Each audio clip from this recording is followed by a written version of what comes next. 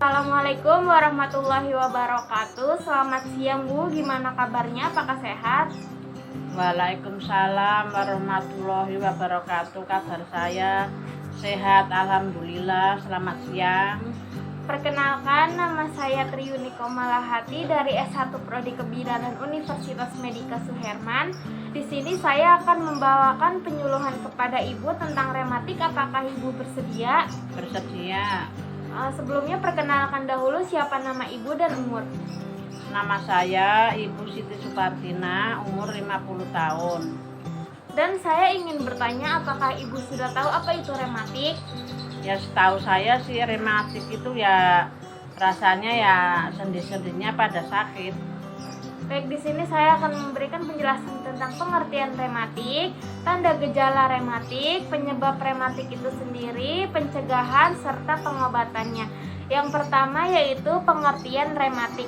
Rematik adalah penyakit peradangan sendi yang disebabkan oleh gangguan autoimun atau penyakit yang terjadi ketika sistem kekebalan tubuh berbalik menyerang sendi, otot, tulang, dan organ tubuh lainnya. Dan penyakit rematik ini sendiri tidak hanya menyerang untuk lansia, tetapi bisa menyerang untuk semua orang.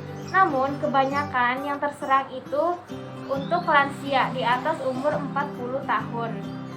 Yang kedua itu ada tanda dan gejala rematik. Yang pertama nyeri pada pagi dan malam hari.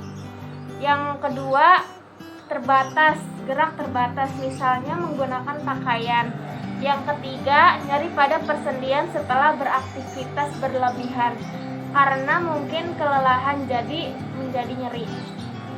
Yang keempat, nyeri di persendian biasanya terjadi ketika bagian seperti jari tangan, jari kaki, siku, tumit, dan dengkul. Yang kelima itu, tanda yang ditimbulkan seperti rasa nyeri di persendian, membengkak, serta meradang berwarna kemerahan. Yang ketiga itu ada faktor penyebab rematik. Yang pertama itu ada resiko pertambahan usia. Pada mereka yang berusia lanjut, perlindungan persendian mulai menipis dan cairan tulang mulai mengental, sehingga menyebabkan tubuh menjadi kaku dan sakit saat digerakkan. Faktor yang kedua yaitu berat badan. Dari berat badan yang berlebihan bisa mempengaruhi faktor rematik. Yang ketiga itu ada faktor genetik atau keturunan. Dan yang keempat, cara pencegahan terhadap rematik. Yang pertama itu lakukan aktivitas fisik.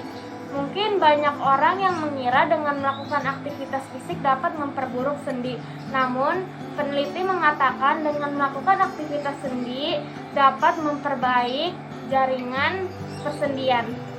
Yang kedua, menjaga berat badan.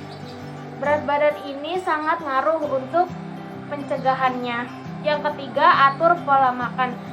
Makanan yang sehat bisa mencegah persendian. Misalkan dengan makanan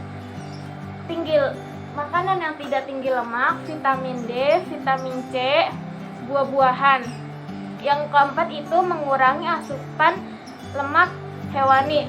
Asupan lemak hewani itu seperti daging-dagingan, daging sapi, daging kambing.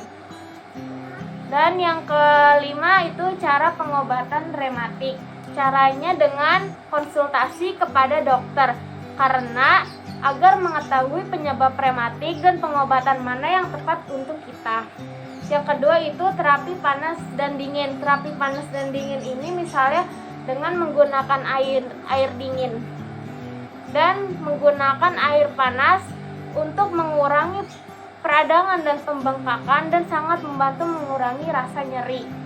Yang ketiga, makan makanan yang sehat. Banyak penelitian yang menganjurkan kita untuk makan makanan yang sehat, rendah kalori, rendah lemak seperti buah-buahan, sayur-sayuran, dan gandum. Penjelasan sampai sini, apakah ada yang kurang jelas atau ada yang mau ditanyakan, Ibu? Yang saya mau tanyakan, makanan apa yang bisa dimakan, apa yang nggak bisa dimakan? Makanan yang bisa dimakan untuk rematik itu yang mengandung vitamin C, mengandung vitamin D, sayur-sayuran, rendah kalori, rendah lemak, dan makanan yang tidak boleh dimakan itu seperti jeroan, kacang-kacangan, terus makanan yang terbuat dari hewani. Apakah ada yang ingin ditanyakan lagi, Bu? Ada satu lagi, yang kedua, mandi malam apa ngaruh juga, apa gimana, apa harus mandi air panas apa gimana? Sebenarnya mandi malam itu tidak ngaruh. Mungkin yang bikin berpengaruh karena saat kita mandi malam air itu dingin sehingga dapat menyerang persendian. Sampai sini jelas, apakah ada yang ingin tanyakan lagi, Bu? Enggak, udah cukup. Baik, terima kasih. Kurang lebihnya mohon maaf apabila ada yang kurang dari penyuluhan ini. Saya ucapkan terima kasih. Wassalamualaikum warahmatullahi wabarakatuh.